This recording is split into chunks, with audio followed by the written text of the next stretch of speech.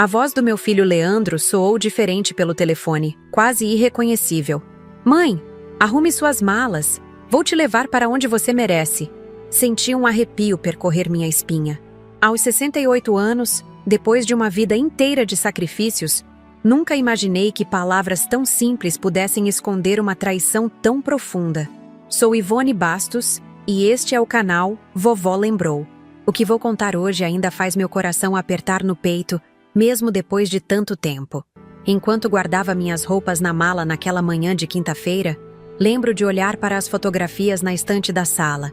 Imagens amareladas de um Leandro pequeno, sorrindo sem os dentes da frente, segurando minha mão no parque.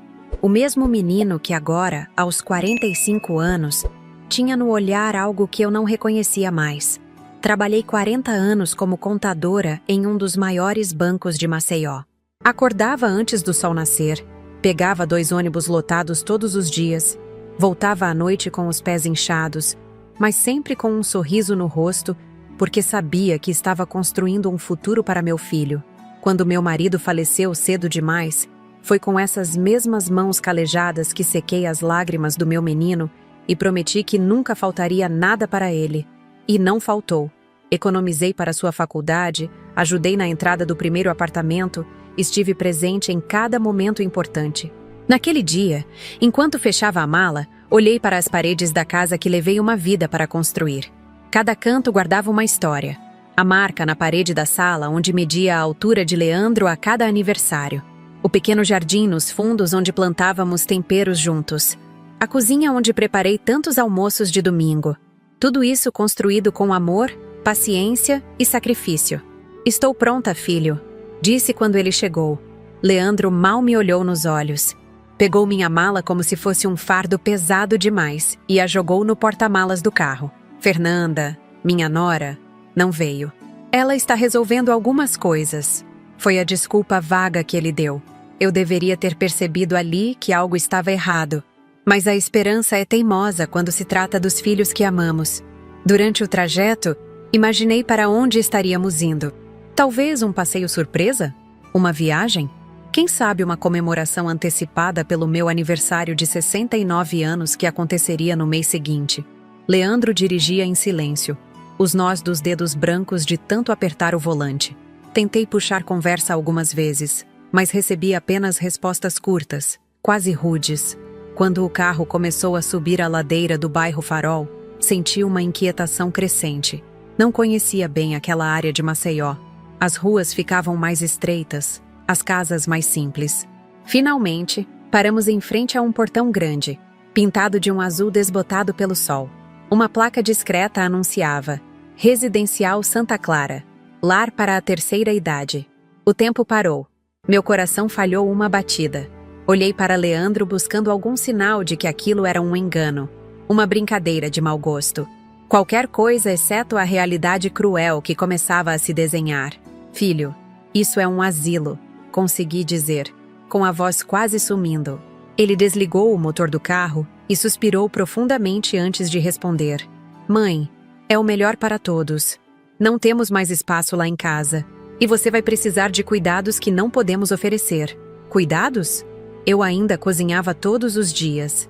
Cuidava da minha própria casa. Fazia minhas caminhadas matinais na praia de Pajuçara. Que cuidados eram esses que eu precisava? A verdade começou a se revelar nas entrelinhas do não dito. Não era sobre cuidados. Era sobre conveniência. A minha presença tinha se tornado inconveniente para a vida que Fernanda queria construir. Você não pode fazer isso comigo, falei, sentindo as lágrimas se formarem nos cantos dos olhos. Aquela casa é minha. Construí com o suor do meu trabalho. A casa está no meu nome agora, mãe. Você assinou os papéis, lembra? Eram para facilitar as questões bancárias. E então, como um relâmpago, me lembrei. Aquela pilha de documentos que assinei meses atrás, quando Leandro disse que era apenas uma formalidade para me ajudar com as contas. Eu havia transferido minha própria casa para o nome dele, sem perceber as consequências daquele ato de confiança. O portão azul se abriu. Uma mulher de jaleco branco se aproximou com um sorriso ensaiado. Juliana, descobri depois, era a assistente social do Residencial Santa Clara. Enquanto ela falava sobre horários de visita e procedimentos de adaptação, eu observava, através das janelas do lugar, rostos envelhecidos que me encaravam com curiosidade. Alguns acenavam timidamente, outros simplesmente observavam com olhos que já haviam visto abandono demais. Leandro tirou minha mala do carro e a colocou no chão. Fez menção de me abraçar, mas recuou. Talvez o peso da culpa fosse grande demais até para um abraço de despedida. "Virei te visitar no domingo", prometeu, sem me olhar nos olhos. E então, da mesma forma abrupta como havia entrado na minha vida 45 anos antes, meu filho partiu, deixando para trás não apenas sua mãe, mas também qualquer traço do menino que um dia eu conheci. Naquela primeira noite no asilo, deitada em uma cama estranha com lençóis que cheiravam a desinfetante, chorei silenciosamente, não pelas paredes da minha casa, nem pelos objetos que ficaram para trás. Chorei pelo fio invisível que se rompeu entre mim e meu filho. Chorei pela traição que veio das mãos que eu mesma ensinei a escrever. Mas algo dentro de mim, aquela força que sempre me moveu, se recusava a aceitar este como o capítulo final da minha história. Enquanto secava as lágrimas, uma resolução nasceu em meu coração. Não seria apenas mais uma idosa abandonada. Não aceitaria que minha vida, construída com tanto esforço, terminasse entre aquelas paredes desconhecidas. Vocês sabem como é sentir que o mundo desabou sobre seus ombros? Já passaram por uma traição tão profunda que parece impossível respirar? Foi assim que me senti naqueles primeiros dias no Residencial Santa Clara. Mas o que eu não sabia é que ali, entre aquelas pessoas que pareciam tão frágeis quanto eu me sentia, encontraria aliados poderosos para o que viria a seguir. Você está aí do outro lado da tela, acompanhando minha história. De onde você é? Já presenciou algo assim com alguém próximo? Ou talvez esteja passando por algo semelhante agora? Fique comigo até o final, porque o que aconteceu depois daquele abandono mudou não apenas minha vida, mas a vida de todos ao meu redor, incluindo a do meu próprio filho. Se ainda não se inscreveu no canal Vovó Lembrou, faça isso agora. Esta história está apenas começando, e o que vem a seguir vai te mostrar que mesmo nos momentos mais sombrios, sempre há uma luz que nos guia. Nos primeiros dias, mal conseguia me alimentar. O nó na garganta parecia permanente. As outras senhoras tentavam se aproximar, me convidar para atividades, mas eu me fechava em meu próprio mundo de dor.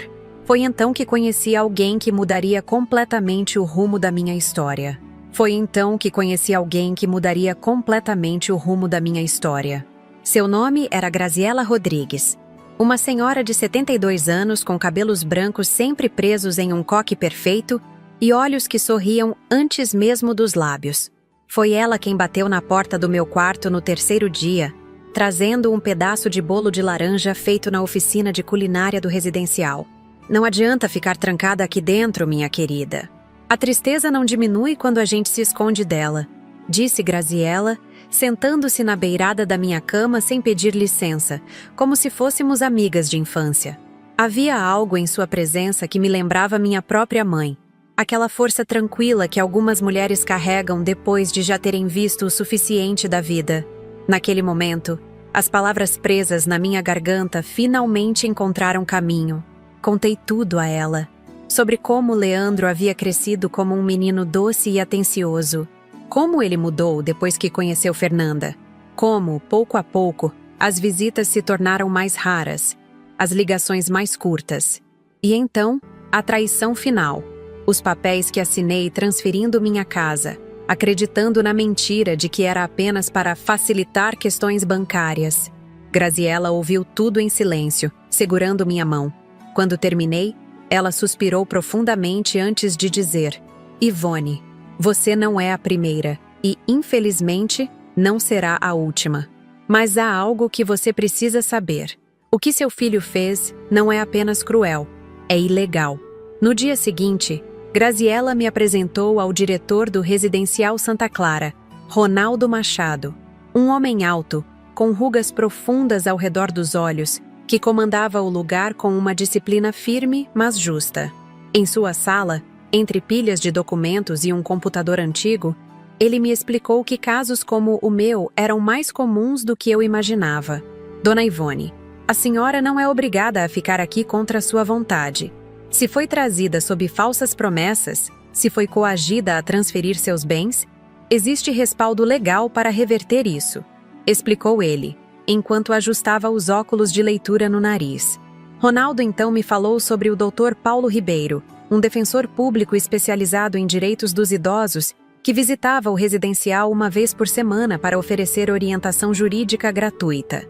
Ele já ajudou várias pessoas daqui, inclusive a dona Graziella, revelou, trocando um olhar cúmplice com minha nova amiga. Foi nesse momento que soube que Graziella tinha uma história semelhante à minha. 3 anos antes, seu filho mais velho a havia internado no residencial Santa Clara, após conseguir uma procuração que lhe dava acesso às suas contas bancárias. Com a ajuda do Dr. Paulo, ela conseguiu reaver o controle de seus bens e decidiu permanecer no residencial por escolha própria, ajudando outros idosos que chegavam em situações parecidas. Por que você não foi embora depois que ganhou o processo? Perguntei a ela quando estávamos sozinhas novamente.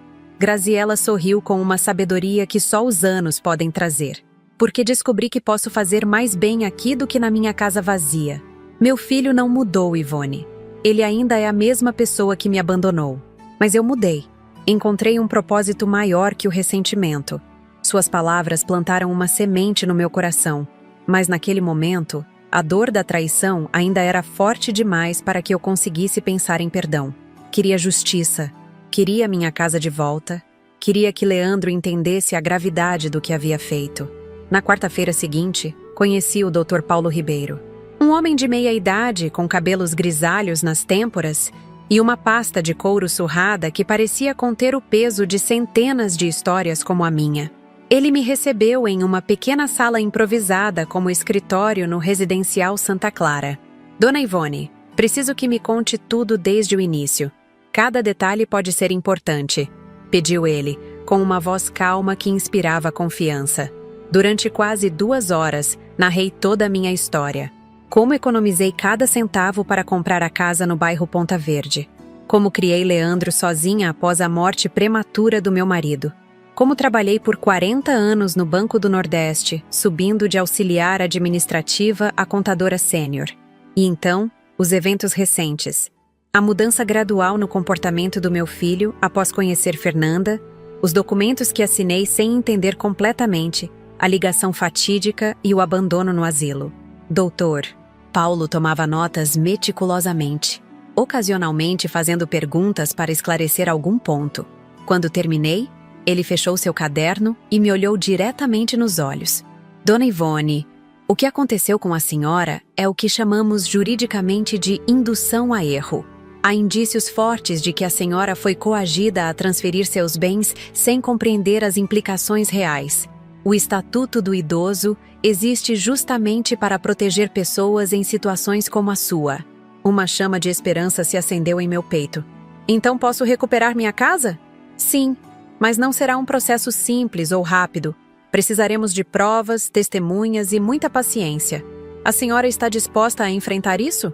Pode ser emocionalmente desgastante, especialmente por envolver seu próprio filho. Pensei no rosto de Leandro, nos momentos felizes que compartilhamos, e então na frieza com que me deixou na porta do asilo. Estou disposta, doutor. Não é apenas pela casa, é por justiça. É para que meu filho entenda que ações têm consequências. Nos dias que se seguiram, mergulhamos na preparação do processo. Dr. Paulo me ajudou a reunir toda a documentação necessária. Escrituras, extratos bancários, comprovantes de pagamento de IPTU que mostravam que mesmo após a transferência, eu continuava pagando as contas da casa. Precisávamos também de testemunhas que pudessem comprovar a coação. Foi quando lembrei de Joaquim Sampaio, meu vizinho de longa data. Um senhor viúvo de 74 anos que morava na casa ao lado da minha há mais de 3 décadas. Joaquim tinha presenciado várias discussões entre mim e Leandro sobre os tais papéis. Tinha visto meu filho me pressionando, dizendo que era para o meu próprio bem. Dr. Paulo conseguiu entrar em contato com Joaquim, que prontamente se dispôs a testemunhar. Dona Ivone sempre foi uma vizinha exemplar. O que fizeram com ela é uma vergonha, foram suas palavras, segundo o advogado. Outra testemunha importante surgiu de forma inesperada. Numa tarde chuvosa de quinta-feira, recebi uma visita surpresa no residencial Santa Clara. Era Antônia, minha neta de 19 anos, filha de Leandro e Fernanda. Uma jovem de olhos castanhos como os meus e um sorriso tímido que escondia atrás de uma mecha do cabelo. Vó, eu vim escondida. Eles não sabem que estou aqui, confessou ela, depois de me abraçar longamente. O que fizeram com a senhora não está certo. Estão usando sua casa como se fosse deles. Venderam vários dos seus móveis, mudaram tudo. As palavras de Antônia eram como facadas no meu peito. Não era apenas meu teto que estavam tomando, mas também minhas memórias. Os objetos que contavam a história da minha vida. Papai não é uma pessoa ruim, vó. Ele está sendo manipulado pela minha mãe. Desde que a senhora saiu, eles não param de brigar. Acho que ele está arrependido, mas tem medo de admitir. Antônia prometeu me visitar regularmente e trazer informações que pudessem ajudar no processo. Antes de ir embora, tirou da bolsa um pequeno álbum de fotografias que havia resgatado da casa.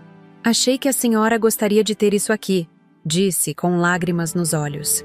Aquele álbum de fotos se tornou meu tesouro mais precioso no residencial Santa Clara. À noite, sozinha no meu quarto, folheava as páginas vendo o crescimento de Leandro, os momentos felizes que compartilhamos, tentando entender em que ponto o menino doce das fotografias se transformou no homem que foi capaz de me abandonar. Com o passar das semanas, comecei a me adaptar à rotina do residencial. Participava das atividades, fiz novas amizades, mas meu coração ainda doía de saudade da minha casa, das minhas coisas, da vida que construí com tanto esforço. Doutor, Paulo me mantinha informada sobre o andamento do processo. Havíamos conseguido uma medida liminar que impedia Leandro de vender a casa ou fazer mudanças estruturais enquanto o caso estivesse em julgamento. Uma manhã, enquanto tomava café na área comum do residencial, Juliana, a assistente social, veio me avisar que eu tinha uma visita. Meu coração acelerou, pensando que poderia ser Leandro finalmente vindo se desculpar. Mas quem entrou foi um senhor de chapéu e bigode grisalho que reconheci imediatamente. Francisco Lopes, o motorista de táxi que costumava me levar ao banco. Dona Ivone, que bom ver a senhora, disse ele, tirando o chapéu em sinal de respeito. Soube pelo seu vizinho, seu Joaquim, que a senhora está enfrentando problemas com seu filho. Vim dizer que estou à disposição para ajudar no que for preciso. Seu Francisco revelou que, nos meses anteriores à minha ida para o asilo, havia me levado várias vezes ao banco a pedido de Leandro. Lembrava-se claramente de como eu parecia confusa e pressionada, de como meu filho às vezes falava rispidamente comigo dentro do táxi. Se precisar que eu testemunhe, estou à disposição. O que fizeram com a senhora não é justo, depois de tudo que a senhora fez pelo seu filho. Aquela visita inesperada me deu forças renovadas. Percebi que não estava sozinha naquela batalha. Havia pessoas que se importavam, que reconheciam a injustiça e estavam dispostas a me ajudar. À medida que o processo avançava, descobri que meu caso não era isolado. Através de Graziella e das reuniões semanais que Dr. Paulo realizava no residencial, conheci outras histórias de idosos que haviam sido enganados por familiares. Alguns haviam conseguido reverter a situação, outros não tiveram a mesma sorte. Uma tarde, enquanto esperava na recepção do residencial pelo Dr. Paulo para discutirmos os próximos passos do processo, o telefone tocou. Juliana atendeu e, com uma expressão surpresa, estendeu o telefone para mim. É para a senhora. É sua nora, Fernanda. Meu coração disparou. Em quase 2 meses desde que fui deixada no asilo, era a primeira vez que alguém da família, além de Antônia, entrava em contato. Com mãos trêmulas, peguei o telefone. Dona Ivone? A voz de Fernanda soava diferente, menos altiva, quase assustada. Precisamos conversar. Estou sabendo do processo que a senhora está movendo contra nós. Não é contra vocês, Fernanda. É por justiça. Aquela casa é minha. Construí com o trabalho de uma vida inteira. Houve uma pausa longa do outro lado da linha. Quando Fernanda falou novamente, sua voz tinha um tom de ameaça velada. A senhora não percebe que isso só vai piorar as coisas? Leandro está arrasado. Se continuar com esse processo, talvez ele nunca mais queira vê-la. Respirei fundo, sentindo uma coragem que não sabia que ainda existia dentro de mim. Se meu filho realmente se importasse, teria vindo me visitar pelo menos uma vez nesses 2 meses. E se ele está arrasado, deveria estar. O que vocês fizeram não foi apenas cruel, foi ilegal. Nós podemos resolver isso de outra forma, Dona Ivone. Podemos chegar a um acordo. O único acordo possível é a devolução da minha casa e um pedido sincero de desculpas. Qualquer coisa diferente disso, conversem com meu advogado. Desliguei o telefone sentindo uma mistura de tremor e força. Era a primeira vez em muito tempo que enfrentava Fernanda diretamente. Por anos, havia me calado para manter a paz, para não criar problemas para Leandro. Mas agora, finalmente, estava encontrando minha voz. Quando contei sobre o telefonema ao Dr. Paulo, ele sorriu com aprovação. Isso é um bom sinal, Dona Ivone. Eles estão preocupados. Significa que nosso caso é forte. Na semana seguinte, recebi outra visita inesperada. Márcia Duarte, a advogada contratada por Fernanda e Leandro, veio ao residencial com uma proposta de acordo. Ofereciam-me devolver 30% do valor da casa e me permitir visitar ocasionalmente. Isso é uma ofensa, não uma proposta, respondeu o Dr. Paulo, que felizmente estava presente naquele dia. Minha cliente foi coagida a transferir 100% de uma propriedade que era integralmente dela. A oferta que fazemos é a devolução completa da casa, com o registro em nome de Dona Ivone, como sempre deveria ter sido. Márcia saiu visivelmente irritada, prometendo que nos veríamos no tribunal. Mas eu sabia, pelo olhar que Dr. Paulo me lançou, que estávamos no caminho certo. A verdade estava do nosso lado. Nos meses que se seguiram, mergulhei cada vez mais nas atividades do residencial. Comecei a participar de um grupo de tricô, redescobri meu talento para pintura, fiz amizades verdadeiras. Graziela se tornou como uma irmã para mim. Nos dias mais difíceis, quando a saudade apertava ou quando o medo do futuro me assombrava, era ela quem me lembrava da minha força. Ivone, lembra do que sempre digo? A vida é como um tricô. Às vezes temos que desfazer alguns pontos para consertar um erro, mas isso não significa que o trabalho todo esteja perdido. Em uma tarde ensolarada de outubro, 4 meses após minha chegada ao residencial Santa Clara, Dr. Paulo apareceu com um sorriso largo que mal cabia no rosto.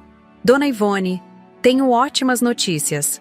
O juiz determinou uma perícia psicológica para avaliar se a senhora estava em plenas condições mentais quando assinou a transferência da casa. A perícia foi marcada para a semana seguinte. Confesso que estava nervosa. E se o perito concluísse que eu realmente não tinha capacidade para administrar meus próprios bens? E se, de alguma forma, Leandro e Fernanda conseguissem manipular o resultado? Dr. Paulo percebeu minha ansiedade e me tranquilizou. Dona Ivone, a senhora é uma mulher lúcida, articulada, com uma história de trabalho e independência. Basta ser a senhora mesma. A verdade sempre encontra um caminho. No dia da perícia, vesti minha melhor roupa. Um vestido azul marinho que Antônia havia trazido da minha casa, meu colar de pérolas que ganhei quando me aposentei, um batom discreto. Queria mostrar ao perito que era uma mulher capaz, digna de respeito e consideração.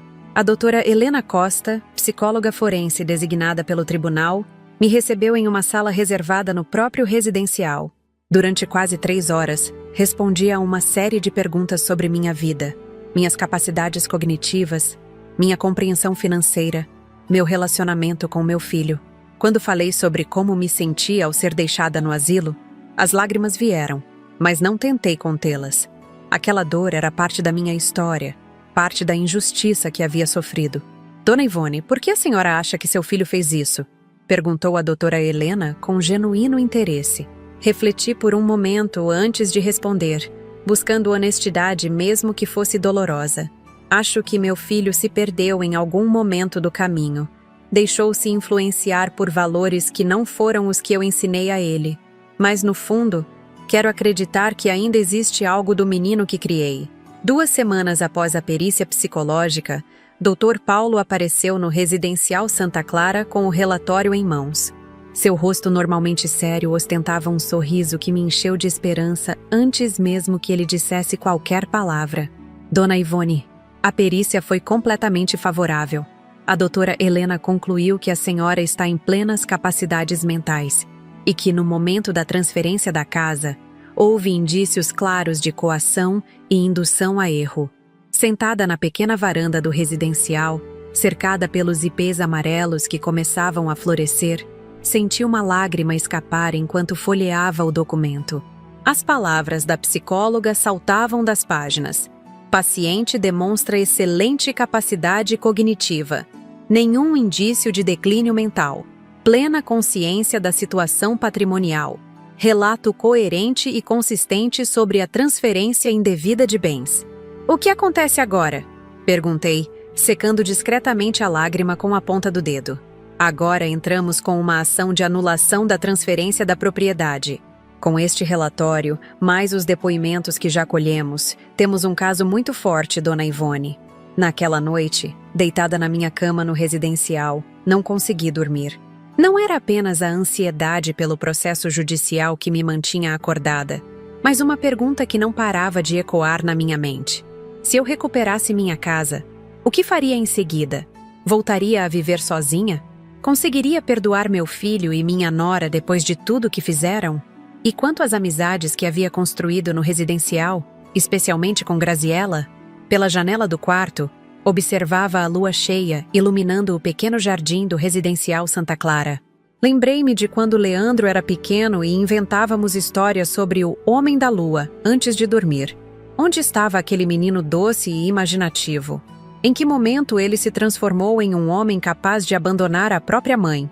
O amanhecer me encontrou ainda absorta nessas reflexões.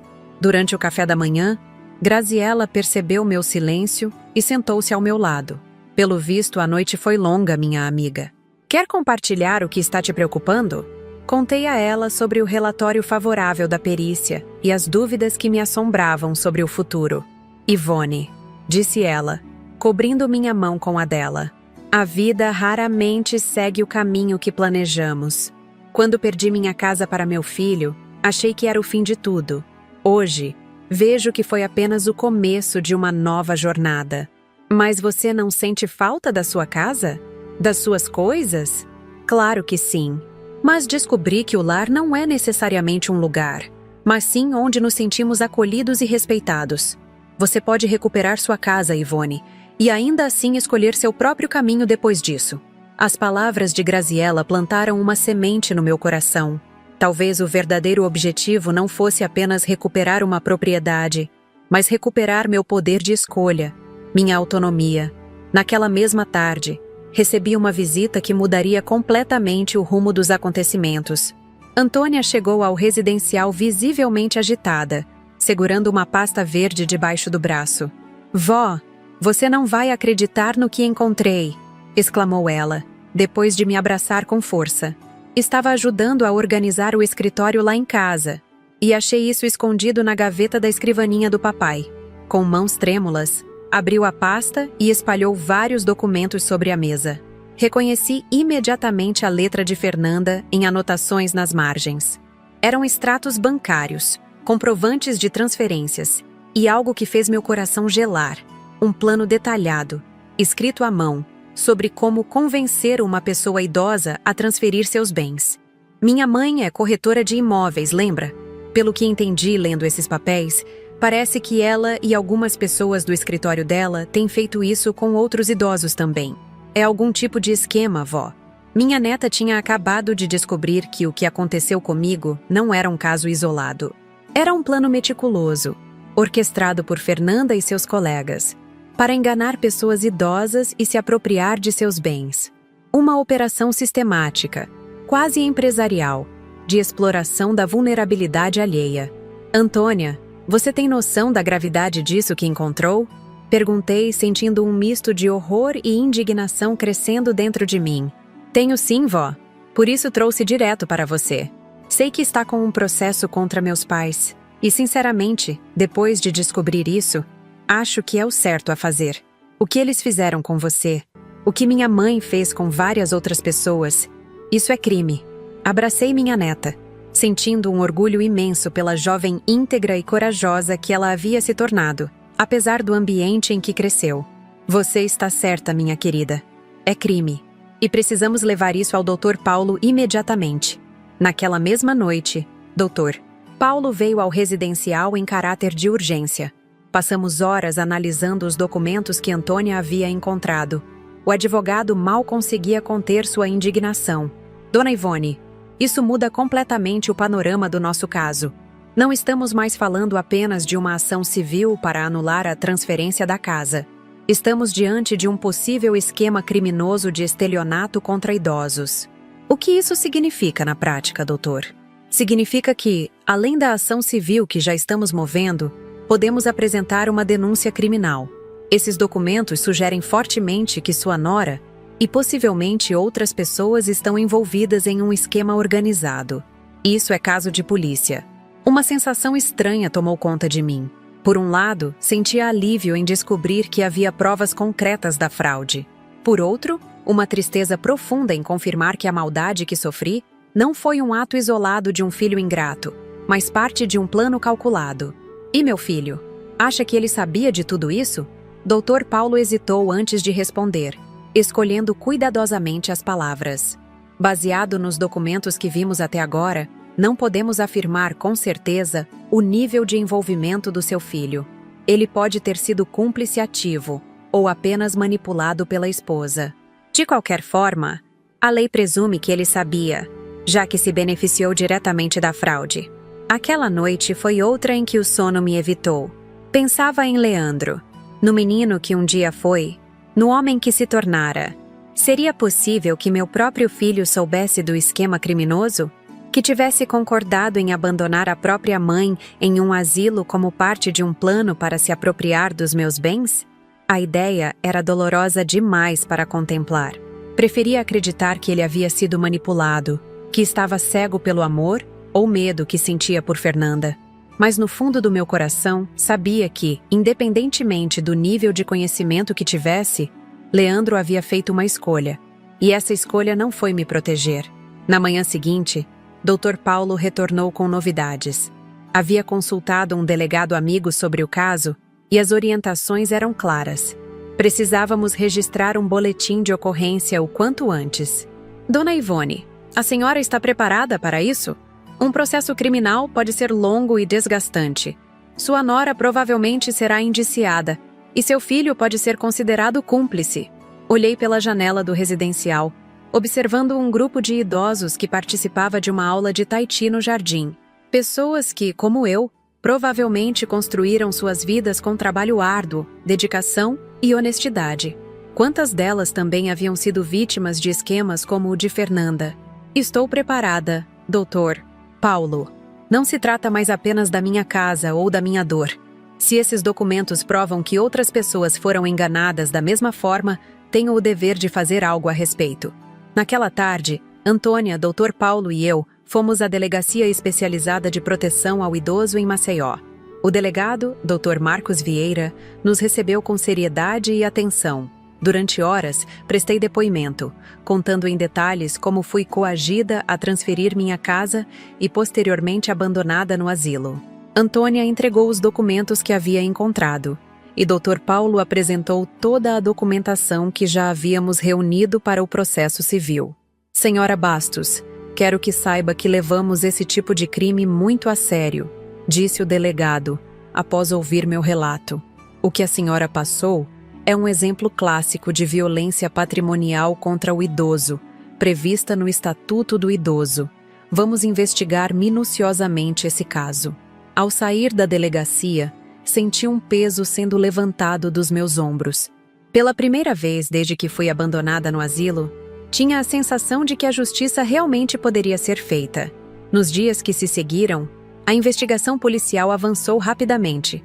Os documentos encontrados por Antônia revelaram-se uma verdadeira mina de ouro para os investigadores. Nomes, datas, valores, anotações detalhadas sobre como abordar potenciais vítimas. Tudo estava ali, documentado pela própria mão de Fernanda. Uma semana após a denúncia, recebi uma ligação de Dr. Paulo com notícias impactantes. A polícia havia cumprido mandados de busca e apreensão no escritório de Fernanda e na casa onde ela e Leandro moravam. Minha antiga casa.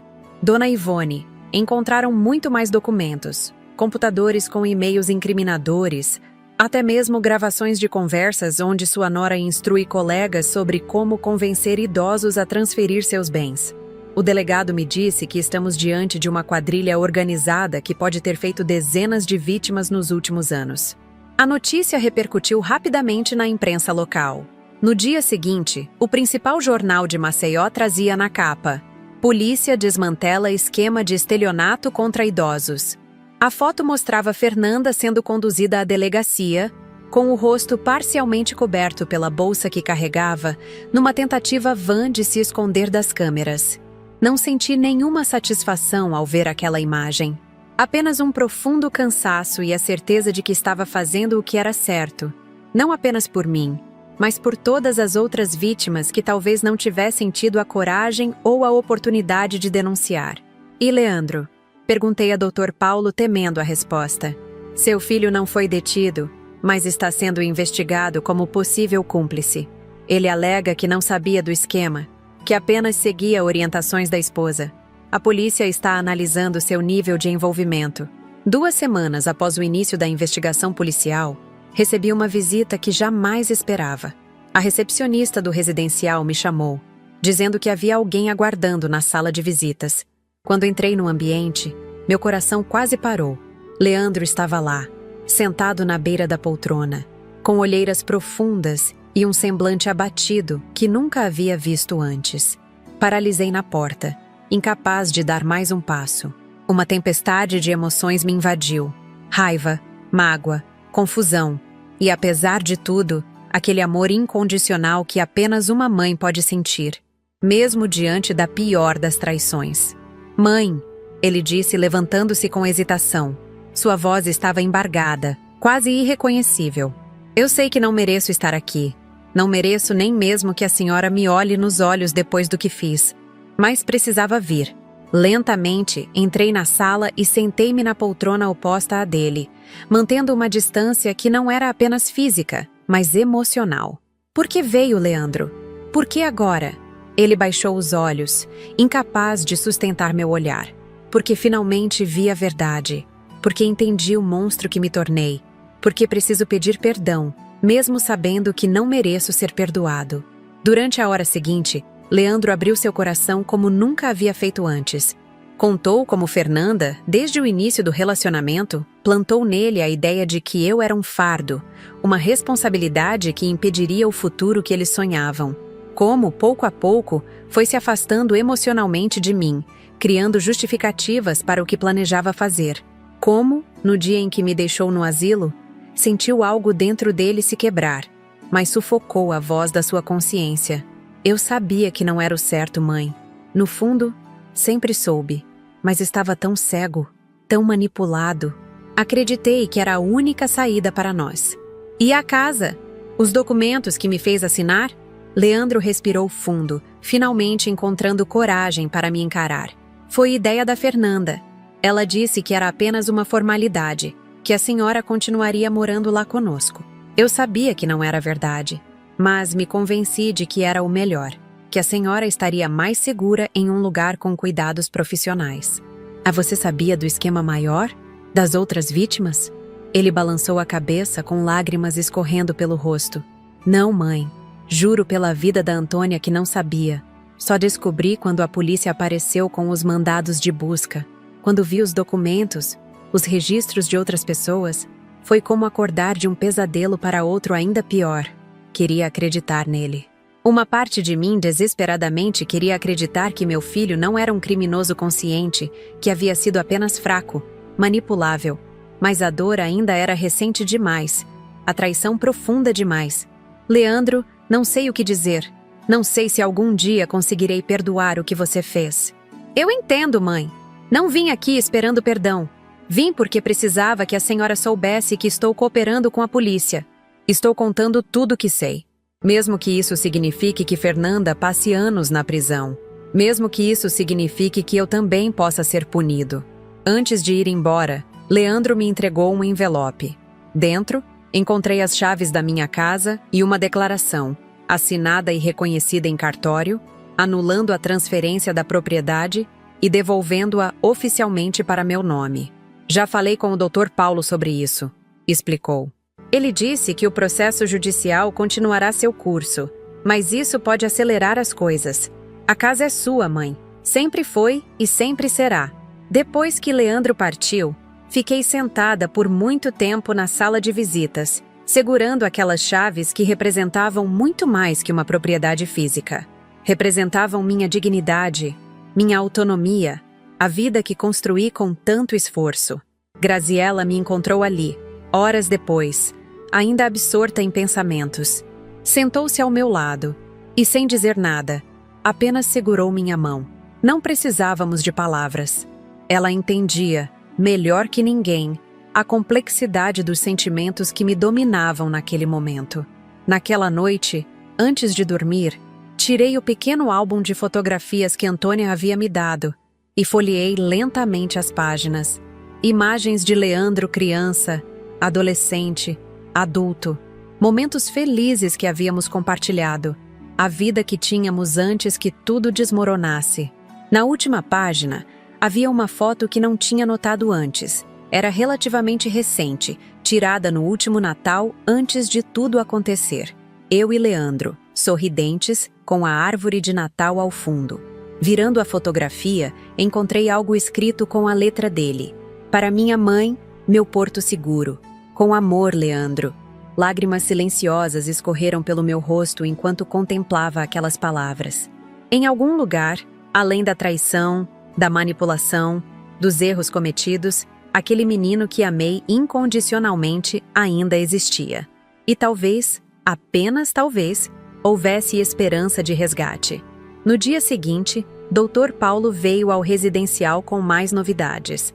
A justiça havia expedido um mandado de prisão preventiva contra Fernanda e 2 de seus colegas do escritório imobiliário. As investigações haviam identificado pelo menos 15 outras vítimas do esquema, todas pessoas idosas que foram coagidas a transferir seus bens. E quanto ao meu filho? Perguntei, temendo a resposta. Por enquanto, Leandro está sendo tratado como testemunha-chave, não como réu. Sua cooperação com as investigações e o fato de ter voluntariamente anulado a transferência da casa pesaram a seu favor. Mas o processo ainda está em andamento, Dona Ivone. A justiça decidirá o nível de sua responsabilidade. Uma semana depois, recebi a notícia que esperava há meses. O juiz havia oficialmente anulado a transferência da casa, reconhecendo que houve coação e má-fé no processo. A propriedade estava formalmente de volta ao meu nome. Era uma vitória, sem dúvida. Mas enquanto segurava o documento judicial nas mãos, sentada no pequeno jardim do residencial Santa Clara, percebi que algo havia mudado dentro de mim. A casa, que antes representava tudo o que eu havia perdido, agora parecia apenas um símbolo. O verdadeiro valor estava na jornada que percorri, nas pessoas que conheci, na força que descobri em mim mesma. Com a casa novamente em meu nome, enfrentei uma decisão que nunca imaginei ter que tomar. O que fazer em seguida? Voltar para minha residência significava enfrentar memórias dolorosas, mas permanecer no residencial Santa Clara parecia uma aceitação silenciosa do abandono que sofri. Durante dias, essa questão ocupou meus pensamentos enquanto eu caminhava pelos jardins do residencial, observando os ipês que agora perdiam suas flores amarelas, cobrindo o chão como um tapete dourado. Foi numa dessas tardes contemplativas que Dr. Paulo chegou com uma expressão grave que imediatamente me alertou que algo importante havia acontecido. Dona Ivone, temos um novo desenvolvimento no caso, disse ele, sentando-se ao meu lado no banco sob uma amendoeira. O Ministério Público entrou com uma ação civil pública contra o escritório imobiliário onde Fernanda trabalhava. Estão solicitando indenização coletiva para todas as vítimas identificadas. Isso é bom, não é? Perguntei, tentando ler nas entrelinhas de sua expressão preocupada. Sim e não. É ótimo que estejam buscando justiça para todas as vítimas. Mas isso significa que seu caso, que até agora estava relativamente contido, vai ganhar uma dimensão muito maior. A imprensa já está atrás da história. Seu nome, como primeira denunciante, está sendo mencionado. A ideia de me tornar uma figura pública, de ter minha dor exposta em jornais e telejornais, me causou um frio na barriga. Eu era apenas uma contadora aposentada que buscava justiça por um ato de crueldade familiar. Não estava preparada para me tornar o rosto de uma causa maior.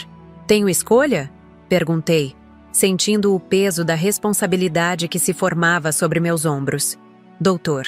Paulo ajustou os óculos, um gesto que já havia aprendido a reconhecer como sinal de que ele estava escolhendo cuidadosamente suas palavras. Tecnicamente, sim. A senhora pode solicitar sigilo no seu caso específico, alegando proteção à privacidade. Mas isso poderia prejudicar as outras vítimas. Completei, compreendendo a hesitação dele. Exatamente.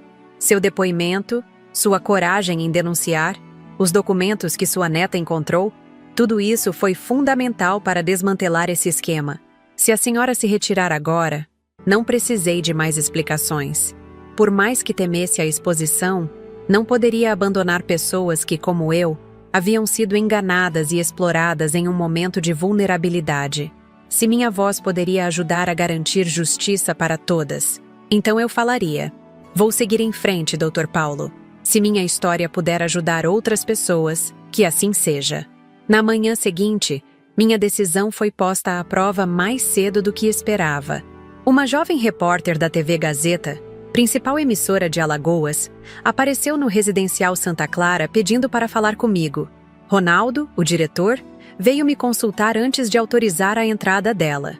Dona Ivone, a decisão é inteiramente sua. Se não quiser falar com a imprensa, posso pedir que ela se retire. Respirei fundo, ajeitei meu cabelo grisalho e disse: pode deixá-la entrar, Ronaldo. Mas gostaria que o senhor ficasse presente, se não se importar. A repórter, Camila Mendes, não devia ter mais de 30 anos. Trazia consigo um cinegrafista e uma pequena equipe técnica. Sentamos na área de convivência do residencial, um espaço agradável com plantas e uma pequena fonte que criava um ambiente tranquilo. Dona Ivone, primeiramente quero agradecer por nos receber, começou ela, com um tom respeitoso que me tranquilizou um pouco. Sua história está ajudando a trazer à tona um esquema criminoso que afetou muitas pessoas idosas em nossa cidade. Gostaria que a senhora contasse, em suas próprias palavras, como descobriu que estava sendo vítima de um golpe. Olhei diretamente para a câmera, imaginando todas as outras pessoas que poderiam estar passando pelo mesmo que passei, e comecei a contar minha história. Falei sobre a confiança traída, sobre os documentos que assinei sem compreender completamente, sobre o dia em que fui deixada no asilo. Falei sobre a dor, a confusão, o sentimento de impotência, mas também falei sobre como encontrei força para lutar, sobre as pessoas que me ajudaram no caminho, sobre a importância de conhecer nossos direitos. Não estou aqui apenas por mim, concluí, sentindo uma convicção que crescia a cada palavra. Estou aqui por todos os idosos que construíram suas vidas com trabalho honesto e merecem respeito e dignidade. Ninguém deveria passar pelo que passei. A entrevista foi ao ar naquela mesma noite e, para minha surpresa, repercutiu muito além de Maceió. Nos dias seguintes, recebi ligações de jornalistas de todo o Brasil. Minha história havia tocado um nervo sensível na sociedade, trazendo à tona discussões sobre o abandono de idosos, a violência patrimonial e as falhas no sistema de proteção aos mais vulneráveis. Uma semana após a primeira entrevista, recebi um telefonema inesperado. Era a produção do programa Fantástico, da TV Globo.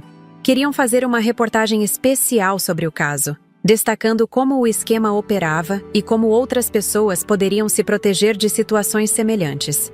Quando contei a Graziela sobre o convite, ela apertou minha mão com força.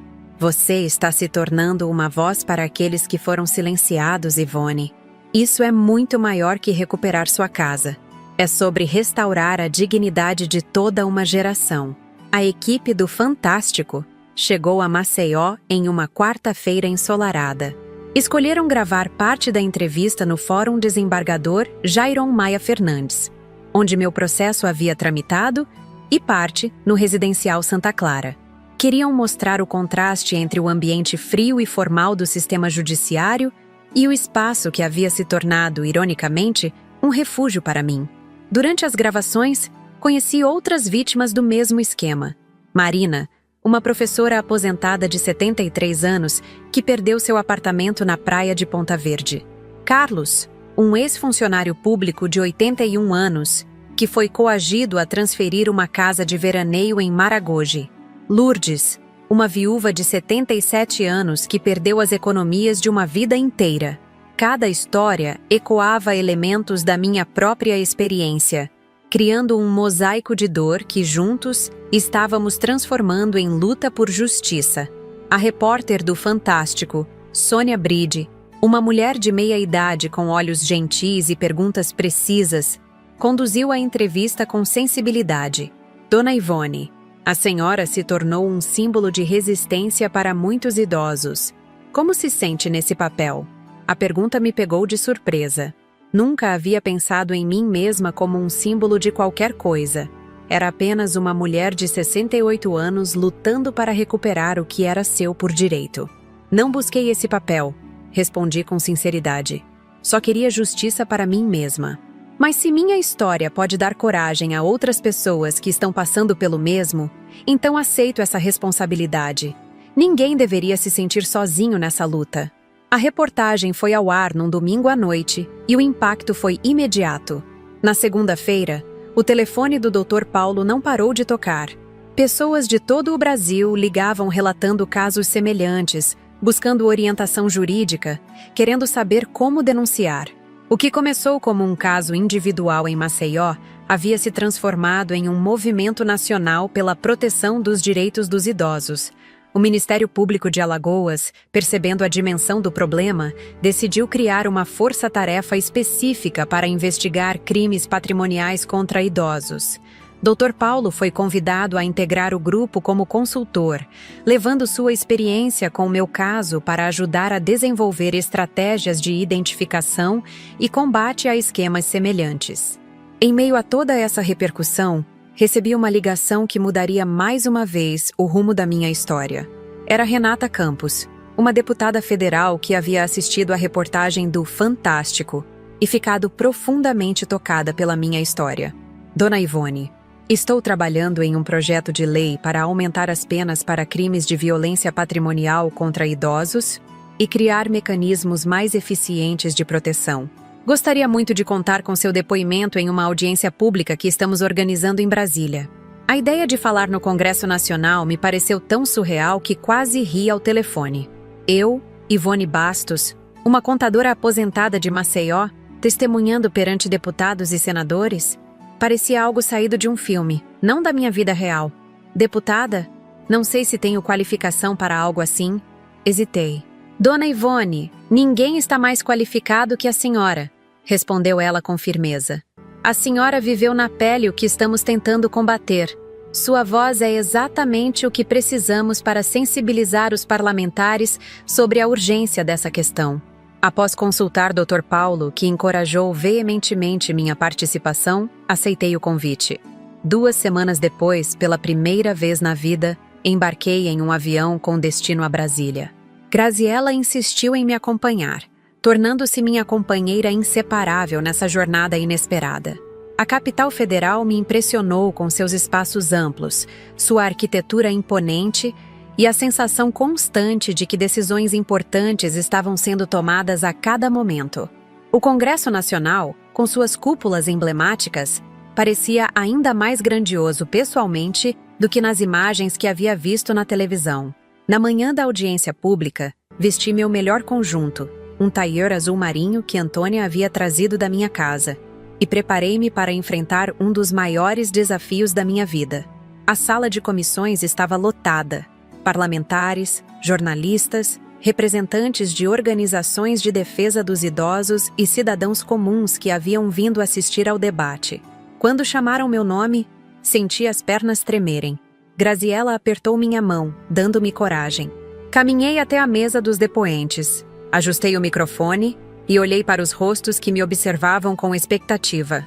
Meu nome é Ivone Bastos. Tenho 68 anos e trabalhei por 40 anos como contadora em um banco em Maceió, Alagoas. Estou aqui hoje porque, como muitos outros idosos brasileiros, fui vítima de um crime que vai além do aspecto financeiro. É um crime que rouba nossa dignidade, nossa segurança e nossa confiança nas pessoas que deveriam nos proteger. Por 20 minutos, narrei minha história sem omitir nenhum detalhe doloroso. Falei sobre a transferência fraudulenta da casa, sobre o abandono no asilo, sobre a descoberta do esquema maior e sobre como a justiça estava, lentamente, sendo feita. Falei sobre o papel crucial que o Estatuto do Idoso havia desempenhado na minha defesa, mas também sobre suas lacunas e a necessidade de aperfeiçoamento. Recuperei minha casa, mas muitos outros idosos não tiveram a mesma sorte. Não tiveram uma neta corajosa que encontrasse documentos comprometedores. Não tiveram acesso a um advogado dedicado como o Dr. Paulo. Não tiveram a força para lutar contra um sistema que muitas vezes nos trata como cidadãos de segunda classe quando envelhecemos. Ao terminar meu depoimento, algo inesperado aconteceu. Os parlamentares presentes, independentemente de suas filiações partidárias, levantaram-se em uma ovação que ecoou pela sala. Jornalistas disparavam flashes. Pessoas nas galerias aplaudiam com entusiasmo. Por um momento, fiquei paralisada, incapaz de compreender completamente o impacto que minhas palavras simples haviam causado. A deputada Renata se aproximou, com lágrimas nos olhos, e me abraçou. Dona Ivone, a senhora acabou de mudar o curso desse projeto de lei. Depois do seu depoimento, tenho certeza que conseguiremos o apoio necessário para aprová-lo. Nos dias que se seguiram, meu depoimento foi amplamente divulgado na mídia nacional. Recebi convites para entrevistas em programas de televisão, rádio e podcasts. Minha foto apareceu em jornais e revistas. De repente, eu havia me tornado um rosto conhecido, um símbolo da luta pelos direitos dos idosos. Um mês após a audiência pública, o projeto de lei, que passou a ser conhecido informalmente como Lei Ivone Bastos, foi aprovado na Comissão de Direitos Humanos da Câmara dos Deputados. Entre suas principais inovações estava a criação de um mecanismo de revisão obrigatória para transferências de bens envolvendo pessoas idosas, exigindo avaliação independente para garantir que não houvesse coação ou indução a erro. Enquanto o projeto seguia seu trâmite legislativo, recebi um telefonema de Dr. Paulo com novidades sobre meu caso específico. Dona Ivone, o juiz marcou a audiência final para a próxima semana. Fernanda e seus colegas aceitaram um acordo de colaboração premiada, confessando todos os detalhes do esquema em troca de redução de pena. E meu filho, alguma novidade sobre Leandro? Houve uma pausa do outro lado da linha. Seu filho está sendo processado por cumplicidade, mas o promotor está considerando um acordo judicial. Como ele está cooperando com as investigações e demonstrou arrependimento, existe a possibilidade de uma pena alternativa, sem prisão. A notícia trouxe sentimentos contraditórios. Por um lado, senti alívio ao saber que Leandro poderia não ir para a cadeia. Por outro, persistia a dor da traição, a dificuldade em compreender como meu próprio filho havia participado, mesmo que passivamente, de um plano para me despojar dos meus bens. Na manhã da audiência final, o Fórum Desembargador Jairon Maia Fernandes estava lotado. Jornalistas se aglomeravam na entrada, tentando registrar a chegada dos envolvidos no caso que havia ganhado notoriedade nacional. Fernanda chegou escoltada, com o rosto abatido de quem havia passado meses na prisão. Leandro veio separadamente, acompanhado de seu advogado, evitando as câmeras. Entrei no fórum acompanhada por Dr. Paulo, Graziella e Antônia, que havia se tornado uma presença constante em minha vida, visitando-me regularmente no residencial, compartilhando comigo suas esperanças e sonhos. O contraste entre o apoio que recebia da minha neta e a traição do meu filho era uma ironia dolorosa da vida. A sala de audiências estava silenciosa quando o juiz entrou. Dr. Henrique Matos, um homem de meia-idade com expressão severa, era conhecido por sua rigidez em casos envolvendo crimes contra pessoas vulneráveis. Ele iniciou a sessão com uma revisão detalhada do caso, relembrando as provas apresentadas, os depoimentos colhidos e os acordos propostos pelo Ministério Público. Quando chegou o momento das considerações finais, o juiz fez algo incomum. Virou-se diretamente para mim, ignorando por um momento os protocolos formais do tribunal. Senhora Ivone Bastos, antes de proferir minha sentença, gostaria de ouvir da senhora. O que espera da justiça neste caso? A pergunta me pegou desprevenida. O que eu realmente esperava? Vingança? Punição? Ou apenas o reconhecimento formal do mal que me foi feito? Olhei para Fernanda, sentada cabisbaixa ao lado de seu advogado. Olhei para Leandro, que pela primeira vez desde o início da audiência encontrou meu olhar, com olhos marejados de lágrimas contidas. Meritíssimo. Comecei, com voz trêmula que foi ganhando firmeza à medida que as palavras fluíam. O que aconteceu comigo foi mais que um crime patrimonial. Foi uma violação da confiança mais básica que existe. A confiança entre mãe e filho, entre família. Perdi minha casa, sim, mas perdi muito mais que isso. Perdi a segurança de saber que meu filho estaria ao meu lado quando eu mais precisasse. Fiz uma pausa, sentindo o peso de cada palavra. O que espero da justiça? Espero que reconheça não apenas o crime material, mas o dano emocional. Espero que as penas sirvam não apenas como punição, mas como um alerta para que outras famílias não passem pelo mesmo. Principalmente, espero que este caso ajude a construir uma sociedade onde envelhecer não signifique se tornar vulnerável à exploração e ao abandono. O juiz assentiu gravemente, parecendo ponderar minhas palavras. Após uma breve pausa, anunciou sua decisão. Fernanda foi condenada a 5 anos de prisão em regime semiaberto, além de indenização às vítimas identificadas do esquema. Seus colegas do escritório imobiliário receberam penas semelhantes, proporcionais ao seu nível de envolvimento. Quanto a Leandro, o juiz aceitou o acordo proposto pelo Ministério Público. 3 anos de serviços comunitários, obrigatoriamente cumpridos em instituições de atendimento a idosos, além de participação em um programa de reeducação familiar e indenização pelos danos morais causados. Ao deixar o tribunal naquela tarde, sob o sol forte de Maceió, senti como se um capítulo da minha vida estivesse finalmente se encerrando. A batalha judicial havia terminado, mas o caminho de reconstrução da minha vida, dos meus relacionamentos, da minha confiança, estava apenas começando. Uma semana após o julgamento, voltei à minha casa no bairro Ponta Verde pela primeira vez, desde o dia em que Leandro me deixou no residencial Santa Clara. Dr. Paulo insistiu em me acompanhar, preocupado com o impacto emocional que esse retorno poderia causar. Graziela também veio, tornando-se meu pilar de apoio nessa jornada inesperada que a vida havia traçado para mim. Quando o táxi parou em frente ao portão verde escuro, senti meu coração acelerar. Ali estava ela, a casa que construí com o suor do meu trabalho, o lugar onde criei meu filho, onde guardei minhas memórias mais preciosas. De fora, parecia a mesma.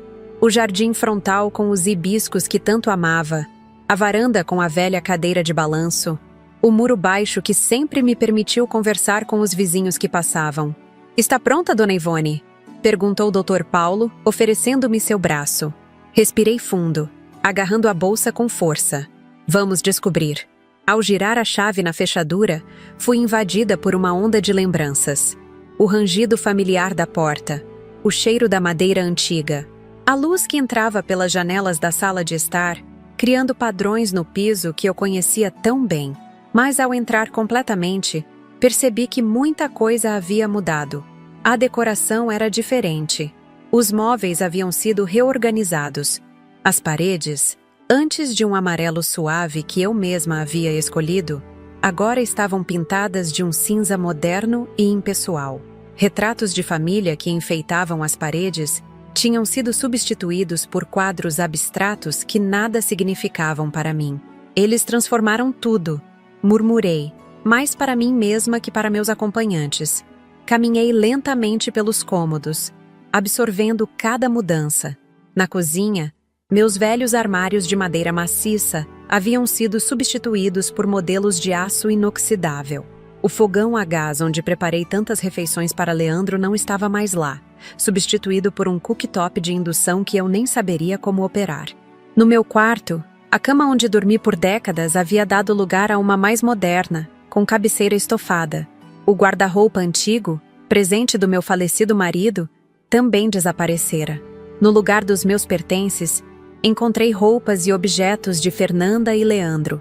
Eles realmente pretendiam que eu nunca mais voltasse, disse, sentindo uma pontada de dor renovada. Graziela segurou minha mão com firmeza. Mas você voltou, Ivone. Você está aqui agora. Em um impulso, abri a porta do quartinho dos fundos que sempre usei como depósito. Para minha surpresa, lá encontrei empilhados muitos dos meus pertences pessoais. Roupas, livros, álbuns de fotografia, caixas com documentos. Era como se tivessem relegado toda a minha existência àquele pequeno espaço, enquanto se apropriavam do resto da casa. Sentei-me na beirada de uma caixa, tentando processar o turbilhão de emoções. Raiva pela invasão do meu espaço. Tristeza ao ver como rapidamente haviam apagado minha presença.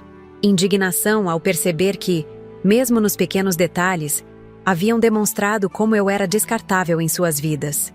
Dona Ivone, a senhora não precisa decidir nada hoje, disse Dr. Paulo, percebendo meu abalo. Podemos voltar outro dia quando estiver mais preparada. Balancei a cabeça, encontrando uma resolução que me surpreendeu.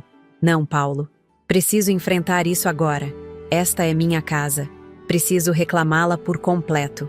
Nos dias que se seguiram, mergulhei na tarefa de restaurar minha casa à forma como a queria. Contratei uma equipe de pintores para devolver às paredes o amarelo acolhedor que sempre amei. Busquei no quartinho dos fundos os objetos pessoais que haviam sido relegados ao esquecimento.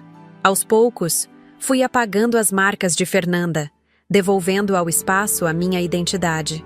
Uma manhã, enquanto organizava alguns livros na estante da sala, ouvi a campainha tocar. Ao abrir a porta, deparei-me com Antônia carregando 2 sacolas grandes. "Vó!" exclamou ela, abraçando-me com força. "Vim ajudar na arrumação e trouxe algumas coisas que consegui salvar antes que mamãe se desfizesse delas." Dentro das sacolas, encontrei tesouros que julguei perdidos para sempre. O relógio de parede que pertenceu à minha mãe, o conjunto de porcelana que usava apenas em ocasiões especiais, álbuns de fotografias antigas, até mesmo o pequeno elefante de cristal que Leandro me deu no meu aniversário de 50 anos. "Como conseguiu esconder tudo isso, minha filha?" perguntei, emocionada ao segurar cada objeto. Antônia sorriu, com aquele brilho de juventude nos olhos que me lembrava tanto do Leandro de antigamente. "Um pouco aqui, um pouco ali." Disse que queria algumas lembranças suas. Mamãe nem ligou. Estava ocupada demais escolhendo cortinas novas. Passamos o dia juntas, reorganizando a casa, compartilhando histórias, criando um novo vínculo que transcendia o abandono e a traição. Antônia era a prova viva de que, mesmo nas situações mais sombrias, sempre pode florescer luz. À noite, quando ela estava prestes a ir embora, hesitou na porta. "Vó, tem uma coisa que preciso te contar.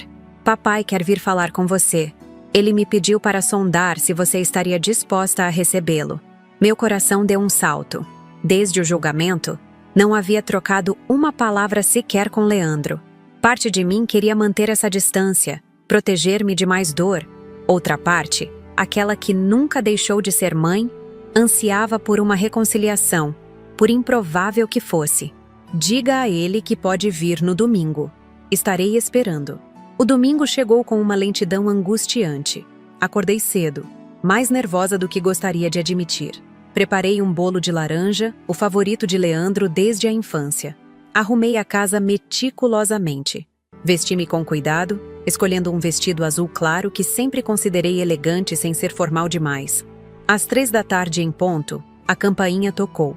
Respirei fundo antes de atender, preparando-me para o que viria. Leandro estava parado na soleira, segurando um buquê de margaridas, minhas flores preferidas. Parecia ter envelhecido anos desde a última vez que o vi no tribunal. O cabelo com mais fios grisalhos, rugas mais profundas ao redor dos olhos, uma postura ligeiramente curvada que denunciava o peso que carregava. "Mãe", disse ele com voz embargada. "Obrigado por me receber." Indiquei que entrasse. mantendo uma distância emocional que não sabia quanto tempo conseguiria sustentar. Sentamos na sala de estar, com a mesa de centro entre nós como uma fronteira simbólica. A casa está ficando como era antes, comentou ele, olhando ao redor. Antônia me contou que vocês estão restaurando tudo. Sim, estamos devolvendo a ela a identidade que sempre teve. A minha identidade. Leandro baixou os olhos, visivelmente desconfortável com a indireta. Ficamos em silêncio por alguns momentos, até que ele finalmente encontrou coragem para dizer o que viera dizer.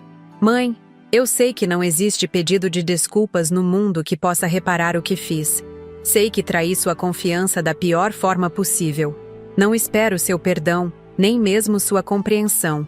Só queria que soubesse que estou tentando mudar, tentando ser uma pessoa melhor. Contou-me então sobre o programa de reeducação familiar que estava frequentando como parte da sua pena. Sobre como os encontros com psicólogos e assistentes sociais estavam ajudando-o a compreender a gravidade do que fizera. Não apenas do ponto de vista legal, mas emocional. Falou sobre o trabalho comunitário que iniciara em um asilo na periferia de Maceió, onde passava os fins de semana ajudando idosos em situação de abandono. No início, ia apenas porque era obrigado pela sentença, mas aos poucos, comecei a enxergar cada um daqueles idosos como pessoas com histórias, sonhos, sentimentos. Comecei a vê-los como vejo você, mãe, e a vergonha pelo que fiz só aumentou. Enquanto ele falava, observei seu rosto, procurando sinais do menino que criei, do jovem idealista que sonhava em fazer a diferença no mundo. Em algum lugar, por trás da culpa e do arrependimento, aquele Leandro ainda existia? E Fernanda? Perguntei quando ele fez uma pausa. Vocês ainda estão juntos? Leandro balançou a cabeça. Não, pedi o divórcio logo após o julgamento. Percebi que nunca houve amor verdadeiro ali. Apenas manipulação. Ela sabia exatamente como me controlar, como me fazer acreditar que o que estávamos fazendo era justificável. Isso não te isenta da responsabilidade, Leandro. Você é um adulto, capaz de tomar suas próprias decisões. Eu sei, mãe, e estou assumindo essa responsabilidade agora. É por isso que estou aqui, não para pedir que esqueça o que aconteceu, mas para mostrar que estou disposto a trabalhar pelo seu perdão, pelo tempo que for necessário. Servi o bolo de laranja e um café. Conversamos por mais algumas horas, com momentos de tensão, lágrimas contidas e, surpreendentemente, até alguns sorrisos quando relembramos episódios do passado, de um tempo mais simples quando éramos apenas mãe e filho, sem a sombra da traição entre nós. Quando Leandro estava de saída, fez uma proposta que me pegou completamente desprevenida. Mãe, sei que a casa é sua por direito e jamais questionaria isso novamente, mas gostaria de fazer uma sugestão, se me permite.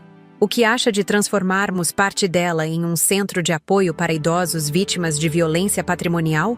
Olhei para ele confusa. Como assim? Seu caso ganhou notoriedade nacional. Você se tornou uma referência na luta pelos direitos dos idosos. Pessoas te procuram para pedir orientação, conselhos, apoio. Pensei que poderíamos adaptar a sala dos fundos para receber essas pessoas, oferecer informações, encaminhar para assistência jurídica gratuita. Seria uma forma de transformar nossa história de dor em algo que ajude outros. A proposta me deixou sem palavras. Era algo que jamais havia considerado, mas que fazia sentido de uma forma inesperada. Transformar minha própria casa, o epicentro da minha luta pessoal, em um espaço de acolhimento para outros que passavam pelo mesmo que passei.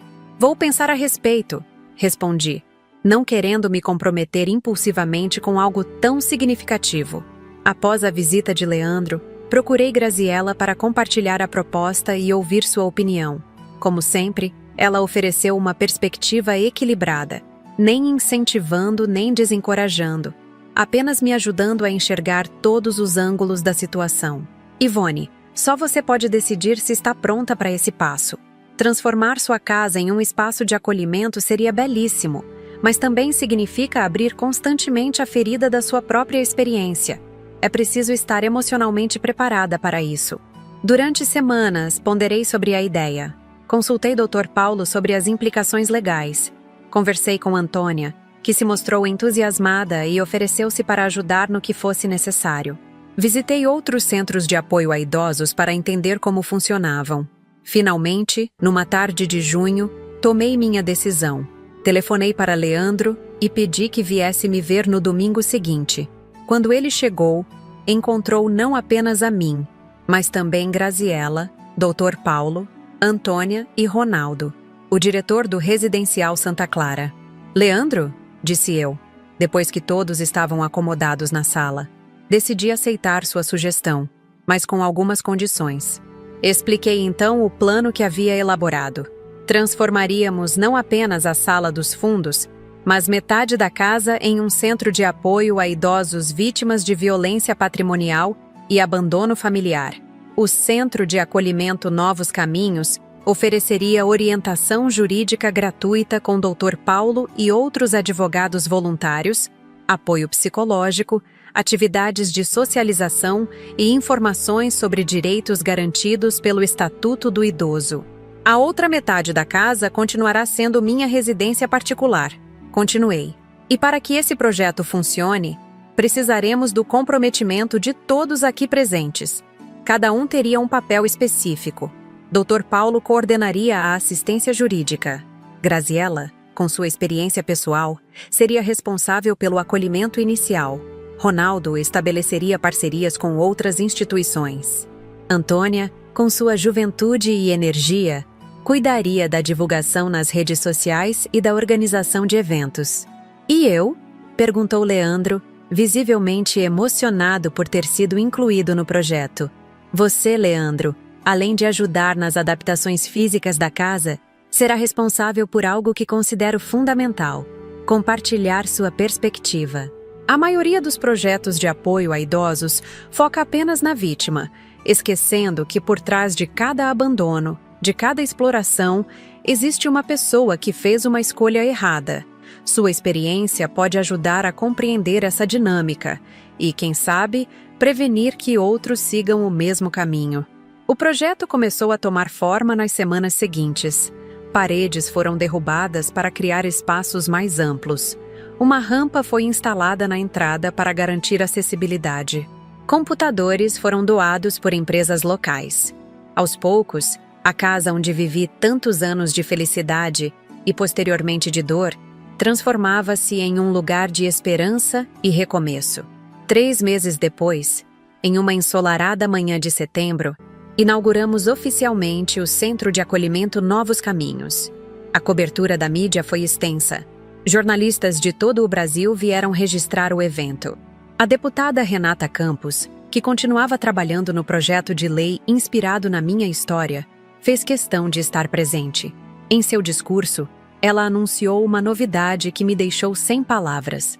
É com grande alegria que informo que o projeto de lei 3752/2024, que aumenta as penas para crimes de violência patrimonial contra idosos e cria mecanismos mais eficientes de proteção, foi aprovado ontem em sessão plenária da Câmara dos Deputados. Em homenagem à mulher que inspirou essa mudança legislativa, o projeto será conhecido como Lei Ivone Bastos. A plateia irrompeu em aplausos. Flashes dispararam em minha direção. Senti as pernas tremerem com a emoção de ver meu nome associado a uma legislação que protegeria tantos outros idosos de passarem pelo que passei.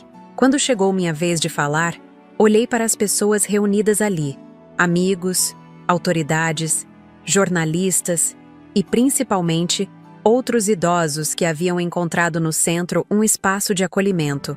Vi Graziella, com seu sorriso sereno que me deu força nos momentos mais difíceis.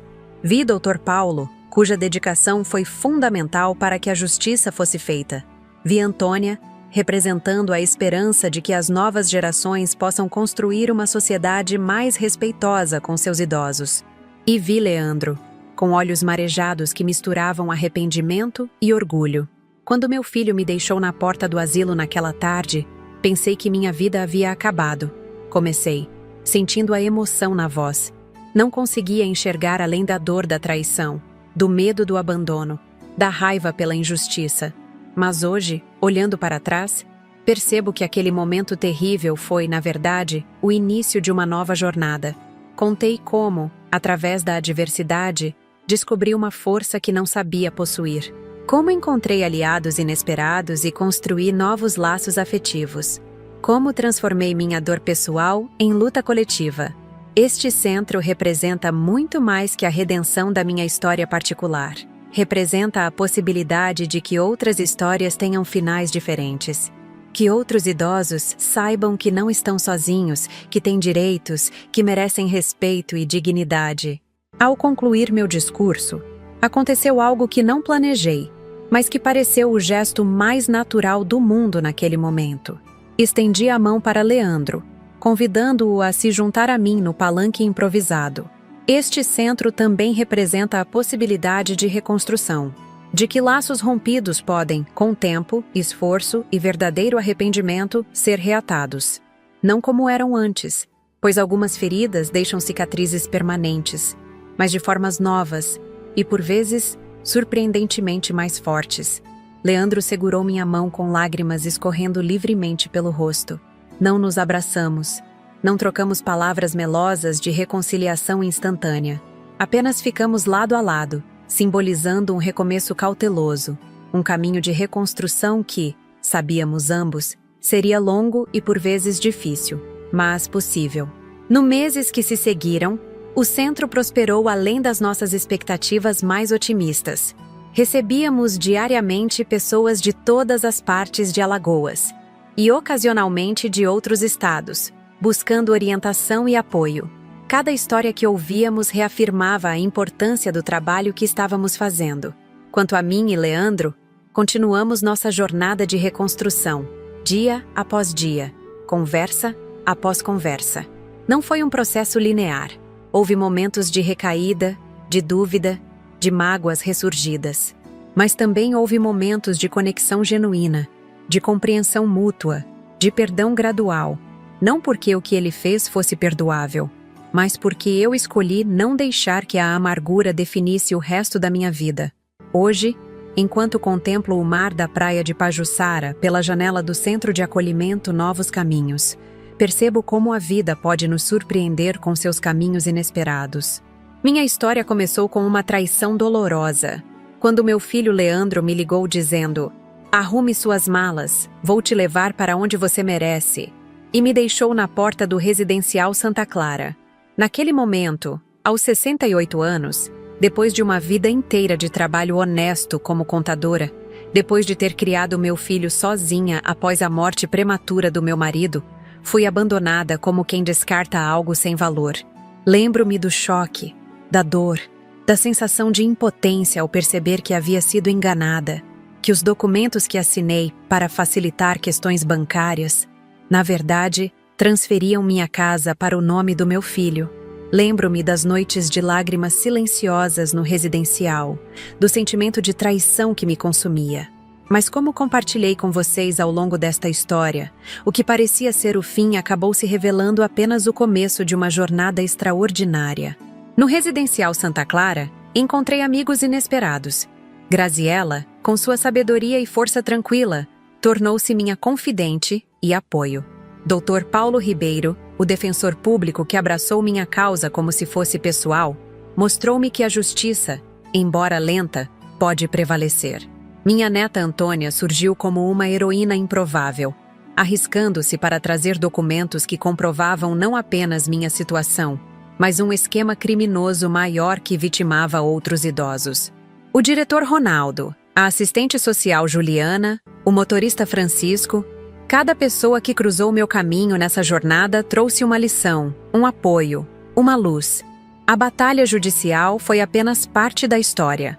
Quando os holofotes da mídia se voltaram para meu caso, quando me vi testemunhando no Congresso Nacional, quando meu nome passou a ser associado a uma lei que protege idosos em todo o Brasil, percebi que minha dor pessoal havia se transformado em algo muito maior que eu mesma. Tinha se tornado um movimento, uma causa, um chamado à consciência coletiva sobre como tratamos nossos idosos. A recuperação da minha casa representou muito mais que a restituição de um bem material. Simbolizou a recuperação da minha dignidade, da minha autonomia, do meu direito de escolher meu próprio caminho. E quando decidi transformar metade dela no centro de acolhimento Novos Caminhos, descobri que às vezes nossa maior vitória não está em recuperar exatamente o que perdemos, mas em criar algo novo e significativo a partir da perda. Quanto a Leandro, meu filho, nossa história continua sendo escrita, dia após dia. O perdão não veio de uma hora para outra, nem foi incondicional. Foi um processo gradual, construído sobre gestos concretos de arrependimento, sobre mudanças reais de comportamento, sobre a disposição genuína de reparar o mal causado. Não voltamos a ser o que éramos antes. Isso seria impossível. Mas estamos construindo uma relação nova, mais consciente, baseada em lições dolorosas que ambos aprendemos. Fernanda, minha ex-nora, cumpre sua pena e, segundo soube, participa de um programa de reabilitação na prisão. Não guardo ódio por ela, apenas a esperança de que também encontre um caminho de transformação. O verdadeiro mal não está nas pessoas, mas nas escolhas que fazem, nos valores distorcidos que abraçam, na capacidade de justificar atos cruéis em nome do benefício próprio. O Centro de Acolhimento já ajudou centenas de idosos a recuperarem seus bens, a conhecerem seus direitos, a restaurarem sua dignidade. Cada história de sucesso, cada sorriso renovado, cada vida transformada é uma confirmação de que tomei a decisão certa, de que minha dor não foi em vão. Aos 70 anos, hoje vejo a vida com olhos diferentes dos que tinha antes dessa experiência. Aprendi que nossa força interior é maior do que imaginamos, que amigos verdadeiros surgem nos momentos mais inesperados, que a justiça, embora imperfeita e por vezes lenta, ainda é um valor pelo qual vale a pena lutar, que o perdão não é um presente que damos ao outro, mas uma libertação que oferecemos a nós mesmos. Aprendi, sobretudo, que envelhecer em uma sociedade que valoriza a juventude e a produtividade acima de tudo é um ato de resistência, que precisamos lutar não apenas por nossos direitos individuais, mas por uma cultura que reconheça a sabedoria e a contribuição dos mais velhos, que cada ruga no nosso rosto conta uma história que merece ser ouvida e respeitada. Minha história poderia ter terminado naquele dia, na porta do asilo. Poderia ter me tornado apenas mais uma idosa abandonada, esquecida, resignada com seu destino. Mas escolhi lutar. Escolhi transformar minha dor em propósito. Escolhi fazer da minha experiência um farol para outros que possam estar passando pelo mesmo. Se você está assistindo a este vídeo e se identificou com algum aspecto da minha história, saiba que não está sozinho.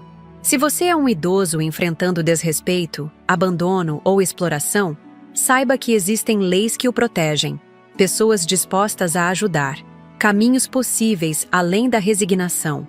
Se você é um familiar de uma pessoa idosa, reflita sobre como a trata, sobre o valor que atribui à sua presença, sobre o respeito que demonstra por sua história e autonomia.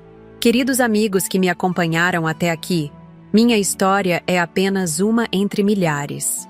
No canal Vovó Lembrou, buscamos dar voz a essas experiências, a essas jornadas de dor e superação, a esses testemunhos que podem inspirar mudanças, tanto pessoais quanto sociais.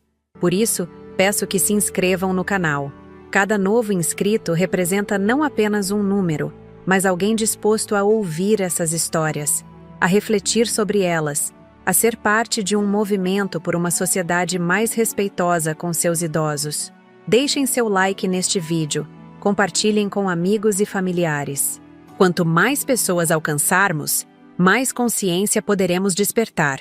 E por favor, comentem. Contem suas próprias experiências. Compartilhem suas reflexões. Façam perguntas. O diálogo é fundamental para quebrarmos o silêncio que muitas vezes cerca as questões do envelhecimento, do abandono, da violência contra idosos. Seus comentários nos ajudam a saber que não estamos falando no vazio, que nossas histórias ressoam, que nosso trabalho tem propósito. Se puderem, ajudem também com o Valeu Demais, nossa forma de receber doações para manter o canal funcionando. Produzir esses vídeos envolve custos, de equipamento, de edição, de pesquisa. Cada contribuição, por menor que seja, nos ajuda a continuar trazendo histórias como a minha diariamente, alcançando mais pessoas, ampliando nosso impacto. Esse apoio financeiro é fundamental para que possamos manter a qualidade e a frequência do nosso conteúdo. Deixo com vocês uma reflexão final. A verdadeira medida de uma sociedade está na forma como trata seus membros mais vulneráveis. Como tratamos nossos idosos, nossas crianças, nossos doentes, nossos marginalizados. Cada gesto de respeito, cada ato de justiça, cada manifestação de solidariedade nos aproxima um pouco mais da sociedade que aspiramos ser. Minha história termina aqui, mas a luta continua. Através do Centro de Acolhimento Novos Caminhos, através do canal Vovó Lembrou, através de cada pessoa que, tocada por essas histórias, decide fazer diferente em sua própria vida. Como diz aquele velho provérbio, se queres ir rápido, vá sozinho. Se queres ir longe, vá acompanhado. Vamos juntos, meus queridos. Vamos construir um mundo onde nenhum filho ligue para sua mãe dizendo: arrume suas malas, vou te levar para onde você merece, com a intenção de abandoná-la. Um mundo onde o envelhecimento seja visto não como um fardo, mas como uma conquista. Um mundo onde cada história de vida seja valorizada, cada contribuição reconhecida, cada pessoa respeitada em sua dignidade fundamental. Obrigada por me ouvirem. Obrigada por se importarem. Obrigada por serem parte dessa jornada. Até o próximo vídeo do canal Vovó Lembrou, onde continuaremos compartilhando histórias que tocam o coração, despertam reflexões e inspiram mudanças. Não se esqueçam, inscrevam-se, deixem seu like, comentem e, se puderem, contribuam com o Valeu Demais. Seu apoio faz toda a diferença para continuarmos esse trabalho.